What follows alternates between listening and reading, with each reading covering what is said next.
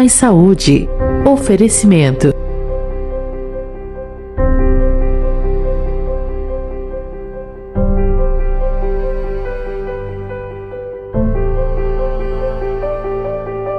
Olá pessoal, sejam bem-vindos ao Mais Saúde, programa esse apresentado por mim, Harrison Campos, e hoje nós estamos com um assunto bastante interessante. Assunto esse que por muitos é lembrado somente quando algo acontece lá na parte de baixo. Hoje a gente vai falar um pouquinho sobre fisioterapia pélvica, e para isso eu tenho uma fisioterapeuta que entende tudo sobre isso. Ela, Thaís Mota, seja bem-vinda. Muito obrigada, é um prazer estar aqui e poder falar de um tema tão impactante para a saúde das pessoas, que muitas vezes é cercado de tabu e com o fisioterapeuta certo faz toda a diferença na qualidade de vida. Entendi, Thaís. Thaís, deixa eu só entender. Qual que é a sua especialidade? Eu sou especializada em saúde da mulher. Isso. E aí, o seu maior foco seria na região pélvica. Isso. Eu trabalho com reabilitação do assoalho pélvico, que é essa musculatura que sustenta órgãos como bexiga, útero e intestino. E ele também tem uma função muito importante na função sexual feminina. Entendi. O assoalho pélvico, ele existe no corpo humano tanto para o homem quanto para a mulher. Mas essa fraqueza, ela se resulta mais nas mulheres ou também existe nos homens? Ela é maior nas mulheres por conta da anatomia mesmo. Para o pessoal de casa entender, o que seria fisioterapia pélvica? A fisioterapia pélvica, ela trabalha com a reabilitação da musculatura do assoalho pélvico, que é esse músculo que sustenta alguns órgãos como útero, bexiga e intestino. Você falou assim que a fisioterapia ela é muito importante na saúde da mulher, né, Thaís? E como essa fisioterapia pélvica pode ajudar as mulheres? No caso das mulheres, nós tratamos disfunções como incontinência urinária, incontinência fecal, dor genitopélvica, prolapso de órgãos pélvicos, que é a descida de algum desses órgãos, da parede vaginal, né, que fica próximo aos órgãos, pode ser a parede anterior, posterior ou a cúpula. Nós fazemos preparação para o parto e tratamos o pós-parto, pós-cirúrgico de cirurgias pélvicas, pós-câncer ginecológicos, pós-radioterapia, quimioterapia. Nossa, é uma gama muito grande. Eu sei que assim, conversando com as mulheres hoje, né, o que mais se retrata desde a época das nossas vovós, né, é a incontinência urinária. Eu gostaria de saber se a incontinência urinária está ligada com o parto. Tem tudo a ver ou não? Não. A incontinência urinária, ela é multifatorial. Então, não é uma coisa que vai determinar se uma pessoa vai ficar incontinente ou não. O número de gestações e o tipo de parto impacta, mas não é só isso. O envelhecimento por si só é um fator de risco por causa do hipoestrogenismo, que é a queda do hormônio feminino. O próprio envelhecimento por causa de um enfraquecimento muscular, alguns usos de medicamentos e algumas comorbidades que são mais comuns com o avançar da idade, como por exemplo diabetes, hipertensão, o sobrepeso, uma doença crônica que leva a aumento de pressão intraabdominal, como por exemplo tosse crônica. Entendi, mas só para mulherada de casa entender. A diferença entre os partos, parto cesárea e parto normal, por exemplo, tem diferença no impacto do assoalho pélvico? Em relação ao assoalho pélvico, cada parto tem um fator protetivo e um fator que pode gerar algum risco. O parto natural vaginal, ele pode levar, por exemplo, no caso de uma laceração perineal ou de uma episiotomia, a um risco de incontinência urinária ou incontinência fecal. Mas não quer dizer que as mulheres que fazem parto natural ou vaginal vão ter incontinência, nem sempre, mas pode acontecer. A cesárea também não quer dizer que uma pessoa que faça cesárea não possa ficar incontinente, até porque tem o peso do feto ali sobre o assoalho pélvico durante 9 meses, e isso em si já é uma sobrecarga também. Entendi. Então, independente dos partos, a mulher só por passar por uma gestação, ela pode vir a desenvolver a incontinência urinária ou não. Sim, e quanto maior o número de gestações, maior é o risco, tanto de prolapso de órgãos pélvicos, quanto de incontinência urinária, seja por esforço, seja por urgência. Isso tudo pelo enfraquecimento da musculatura ou pelo peso que ela carregou esse bebê? Pelo excesso de carga, são as duas coisas juntas. O excesso de carga somado ao despreparo do assoalho pélvico. Entendi. A gente tá falando muito de mulher, mas homem também precisa de fisioterapia pélvica? Sim, e eles se beneficiam muito com o tratamento. É muito comum a procura após cirurgias de próstata, mas também há o tratamento para dor pélvica crônica, incontinência urinária ou incontinência fecal e disfunções sexuais masculinas. Quando a gente fala de incontinência urinária, a gente logo acredita que é uma doença da idade. O avançar da idade tem tudo a ver com a incontinência urinária ou não? Ou é um mito isso? A incontinência urinária ela é mais frequente, é mais comum em mulheres mais velhas, mas isso não quer dizer que seja normal. Não é um processo natural do envelhecimento ficar incontinente. O que acontece é que nós temos a somatória dos riscos, e como o hipoestrogenismo, a fraqueza muscular, algumas doenças associadas, medicamentos, mas tem tratamento e a fisioterapia é super eficaz na resolução de sintomas de incontinência. Tá aí, só para as mulheradas de casa ou os homens também entenderem. O que seria essa incontinência urinária? Quando que eu perceberia que eu posso estar tendo uma incontinência urinária? Qualquer gotinha de xixi que for perdida já é incontinência. Perder xixi nunca é normal. Não. As mais comuns são as de esforço e a de urgência. Por exemplo, vai carregar um peso e aí sai um pouquinho de xixi na calcinha ou na cueca. Vai espirrar ou tossir e perde um pouquinho de urina. Vai dar risada. Vai dar risada e perde um pouquinho de urina. Vai correr ou fazer um jump, por exemplo, algum esforço maior e também ocorre essa perda. A incontinência que é aquela que quando dá vontade de fazer xixi, você tem que correr para o banheiro, que é a de urgência. E como é feita uma avaliação na fisioterapia pélvica? A avaliação, o primeiro momento dela é uma conversa onde eu vou entender quais são os sintomas, quais são os hábitos de vida e como é que foi a evolução desde o surgimento desses sintomas. Depois dessa conversa, nós passamos para a avaliação física, onde eu vou primeiro inspecionar o assoalho pélvico e depois fazer uma palpação desse assoalho pélvico para ver, por exemplo, força, relaxamento, se tem uma hipertensão. Se for uma queixa de perda de urina, a gente faz uma manobra que possa provocar a perda para ela ser reproduzida no consultório. Isso direciona o nosso tratamento.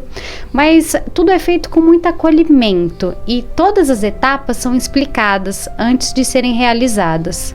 Tô com suspeita ou suspeito que minha mãe ou meu pai esteja incontinente. Quem eu devo procurar de imediato? O médico ou eu já posso encaminhar direto para o fisioterapeuta? Os dois caminhos são válidos. Geralmente eu trabalho como equipe multidisciplinar.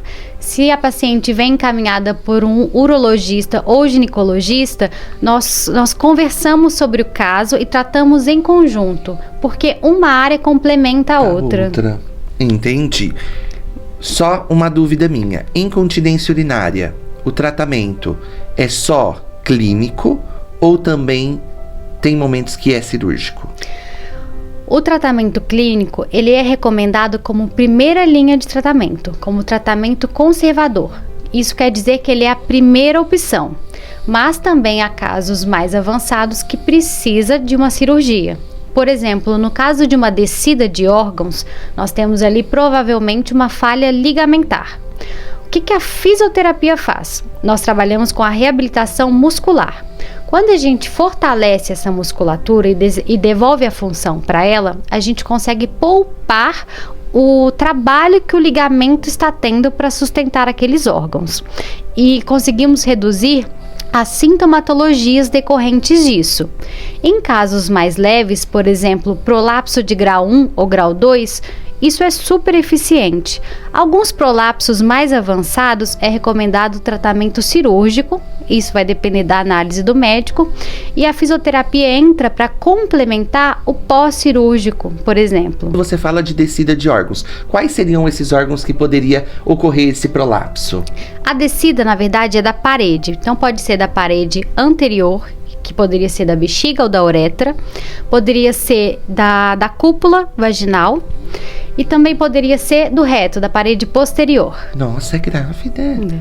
É grave. A gente às vezes pensa só assim, a gente minimiza um pouco, né? Essa questão de falar assim, incontinência urinária. Ai, é doença de pessoa idosa e tal. E a gente não sabe muitas vezes que pode chegar a níveis tão grandes, né? Então a gente tem que tomar cuidado mesmo. Com quanto tempo de consultório, procurando você, iniciando o tratamento, com quanto tempo ele já vê resultado? Isso depende. Cada organismo reage de uma forma. Depende da severidade, da sintomatologia. Se uma pessoa começou a perder e logo me procura, a resolução é muito mais rápida do que uma pessoa que já está com incontinência há 5, 10 anos. Mas eu vejo um bom resultado, em média, na 4ª, 5ª sessão de resolução da sintomatologia. Mas o tratamento é um pouco mais longo, porque a gente está falando de musculatura esquelética. Então, ela precisa se adaptar. E a adaptação muscular, ela leva de 6 a 12 semanas de tratamento. Entendi. Depois dessas 12 semanas, ela precisa continuar com esses exercícios ou ela já está fortalecida? Nos meus atendimentos, eu sempre procuro promover a autonomia dos pacientes. Então, eu ensino como que eles fazem os exercícios, eu dou ferramentas que mostram se a contração do assoalho pélvico está sendo efetiva ou não. Então, essa alta, ela é devagar. A gente começa o tratamento com uma frequência maior e depois nós vamos espaçando os atendimentos. Porque uma pessoa que tem um quadro de incontinência urinária, por exemplo, ela vai precisar fazer exercícios para o resto da vida. Então, é muito interessante que ela saiba fazer sozinha. Outra questão também que é muito falada, que a gente já ouviu, é esses testes que a gente faz em casa para ver se a gente tem essa potencialidade do assoalho pélvico ou não. Uns eu já ouvi dessa questão de trancar o xixi, né? De tentar trancar o xixi na hora da micção.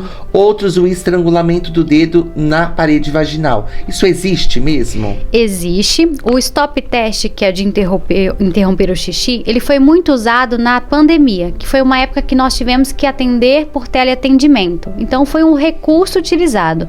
Mas eu não recomendo, porque dependendo de como a pessoa faça, pode causar um refluxo urinário e não é interessante para a saúde. Gente, o papo tá maravilhoso, mas eu preciso chamar os comerciais. Aguardem aí, só um minutinho. Cuidar da sua saúde e promover o seu bem-estar faz parte da história do Laboratório Sodré. Equipe qualificada, inovação e tecnologia garantem tranquilidade para os pacientes e segurança para os médicos fecharem os diagnósticos, com precisão nos resultados. Laboratório Sodré, unidades em Lins, Bauru, Promissão e Getulina. Voltamos, e agora voltamos com o mitos e verdades. Thaís, eu vou falar algumas afirmações pra você, você me diz se é mito ou verdade e faz algumas considerações, tá bom? Vamos lá, primeiro delas, fisioterapia pélvica é só pra quem já teve filho? Não, isso é mito. Até porque se fosse assim, as mulheres que nunca engravidaram não teriam dor ou desconforto na relação sexual, não seriam incontinentes, não sofreriam com constipação intestinal, por exemplo. Entendi, vamos lá. Exercício para o assoalho pélvico evitam cirurgias de bexiga caída? Isso depende. A fisioterapia pélvica, ela trabalha com a resolução dos sintomas decorrentes dessa descida da bexiga, por exemplo, a incontinência urinária. Em casos mais leves, por exemplo, grau 1 ou grau 2, nós conseguimos com a melhora da função muscular, nós conseguimos poupar um pouco o trabalho do ligamento que já está em sofrimento ali pelo excesso de trabalho. Mas não ocorre a volta do órgão para o lugar. Para o local. Isso aí é cirúrgico. Em casos mais graves, quando a cirurgia é indicada, a fisioterapia atua muito no pós-operatório. Entendi. Vamos lá, continuando. Quem faz fisioterapia pélvica tem que fazer exercícios vaginais com aparelhos estranhos? Nem sempre. Nós trabalhamos com alguns aparelhos intravaginais, mas que eles são muito modernos, é tecnologia bem inovadora. Mas o tratamento também pode ser feito de forma extracavitária e tem um ótimo resultado da mesma maneira. Hoje eu trouxe aqui a eletromiografia com biofeedback. Ai, legal. Eu trouxe uma sondinha intravaginal, que ela é bem pequenininha e ela capta os sinais musculares. Que isso mostra pra gente de forma bem efetiva quando que tem uma contração e quando que tá acontecendo o relaxamento do assoalho pélvico, quantos segundos essa pessoa consegue sustentar essa contração. Entendi. E no caso dos homens, o que seria? Existe a sonda anal e existe os eletrodos de superfície que a gente coloca no corpo do períneo. Entendi. Vamos simular com você? Vamos. Com a mágica da edição, lá eu com, mais uma vez, cobaia. Vamos lá, a gente agora vai apresentar um pouquinho sobre o biofeedback. Lógico, a gente não vai colocar no assoalho pélvico aqui, tá? Mas a gente vai mostrar um pouquinho, né, de como que funciona. Thaís, fala um pouquinho como que é. Esses sensores, eles captam a contração muscular. Então, vamos lá, vamos fazer o teste. Na hora que você faz uma contração, o balãozinho sobe e na hora que você relaxa, o balãozinho desce. Isso é muito útil e é uma forma muito didática de treinamento muscular do assoalho pélvico para sair daquele convencional e até um pouco difamado contrai e relaxa. Contrai e relaxa funciona muito, tá, gente? Mas é uma forma alternativa e legal de se fazer e nós conseguimos acompanhar em tempo real como é que está sendo a contração e como é que está sendo o relaxamento, tempo de sustentação da contração. Então a ideia aqui é manter o balãozinho em cima na contração e para quando relaxar o balãozinho tem que descer. Thaís, nesse aparelho, por exemplo, eu consigo ver a evolução do paciente? Sim, e ele é muito bom para isso. Nós conseguimos ver a evolução de resposta muscular. Por exemplo, no caso de uma incontinência de esforço, a resposta muscular tem que ser muito ágil. E também no tempo de sustentação que a gente faz essa contração do assoalho pélvico. Porque existem alguns estudos que determinam que a contração do assoalho pélvico ela tem que ser forte o suficiente e ter uma endurance de pelo menos 6 segundos para inibir a musculatura detrusora, que é o músculo que fica em volta da bexiga e que ele é responsável pela micção. Quando a gente está urinando, a musculatura contrai e o assoalho pélvico relaxa. Quando nós queremos inibir a micção, o assoalho pélvico tem que contrair para relaxar a musculatura detrusora. Entendi, muito legal. Super técnico. Não tem problema. Então vamos lá, continuando, meu amor. Dor na relação sexual, ela pode ser tratada com fisioterapia pélvica? Sim, e isso é muito libertador para as mulheres. Nós tratamos distúrbios de ordem miofacial, ou seja, músculos e fáscias. Por exemplo, excesso de tensões no assoalho pélvico, contraturas. Com os tratamentos, nós conseguimos alcançar aumento da lubrificação, até uma reconexão com o próprio corpo e sanar essas dores e desconfortos. Ai, muito legal. Vamos lá. É normal fazer xixi ao rir, tossir ou espirrar depois dos 50 anos? De jeito nenhum. Isso é sinal de disfunção do assoalho pélvico. E a resposta com a fisioterapia é muito rápida quanto ao tratamento. E é um tratamento muito tranquilo e, modéstia à parte, é muito divertido. Essa disfunção, Thaís, por exemplo, nem na minha vozinha de 85 é normal. Ter incontinência em qualquer idade não é normal? Não é normal. Incontinência nunca é normal. E sempre tem tratamento. E o tratamento é eficaz mesmo em idades mais avançadas. Então, em qualquer idade, a minha avó pode, por exemplo, minha vozinha, minha bisavó, pode procurar fisioterapeuta e vai ter resultado. Vai ter resultado, pode e deve. Porque uma incontinência urinária ou fecal, por exemplo, ela afeta a qualidade de vida dessas pessoas. Às vezes elas deixam de ter contato social porque ficam com vergonha ou ficam preocupadas de saber se onde elas vão estar, se vai ter um banheiro de fácil acesso. Entendi. Thaís, falando um pouquinho sobre a saúde do assoalho pélvico, quando eu devo começar a me preocupar com isso? A gente sempre malha, vai na academia e malha o corpo inteiro. E nós esquecemos do assoalho pélvico. E ele desempenha papéis muito importantes na nossa vida, que é a continência urinária e fecal, E ele é a sustentação de todos os nossos órgãos, né? O assoalho pélvico. Isso, e ele desempenha papéis muito importantes na nossa vida. Então é importante você começar desde já, seja como precaução ou seja como tratamento. Mas ao surgimento do primeiro sintoma, é importante você já vir fazer o tratamento. Mas, se puder tratar antes da sintomatologia, ainda melhor. Isso é ótimo, principalmente, por exemplo, para atletas de alto rendimento. É muito recomendado, ou que fazem exercícios que têm muito impacto, porque você está preparando e fortalecendo todo o seu organismo e esquecendo do assoalho pélvico. Entendi. Gente, o papo foi maravilhoso. Eu acho que é um assunto que deve ser muito falado, porque saúde da mulher tá com tudo, né, Thaís? Falar de assoalho pélvico é como você disse, é uma área esquecida por muitos, né? E eu gostaria que você falasse, desse aí o seu feedback, né, final e onde te encontrar, como que eu faço, se eu tenho alguns sintomas, o que fazer, onde que eu acho a Thaís. Gente, eu que agradeço por estar aqui, é um prazer falar sobre esse assunto. E eu gostaria de deixar uma mensagem para as mulheres. Se for sentir dor, desconforto, perder urina, passar por situações constrangedoras, não deve fazer parte da sua rotina, porque tem tratamento, o tratamento é super eficaz e é muito tranquilo, muito confortável. Você vai perceber uma transformação na sua saúde íntima e no seu bem-estar.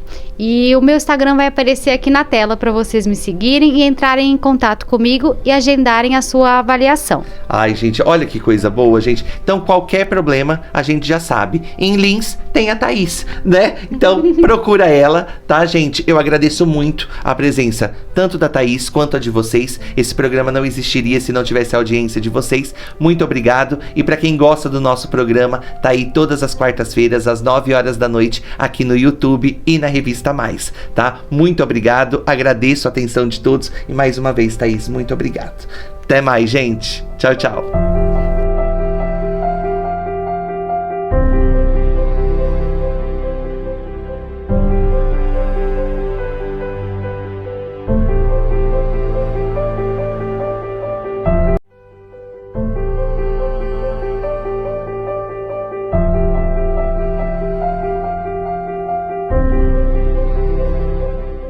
Mais Saúde. Oferecimento.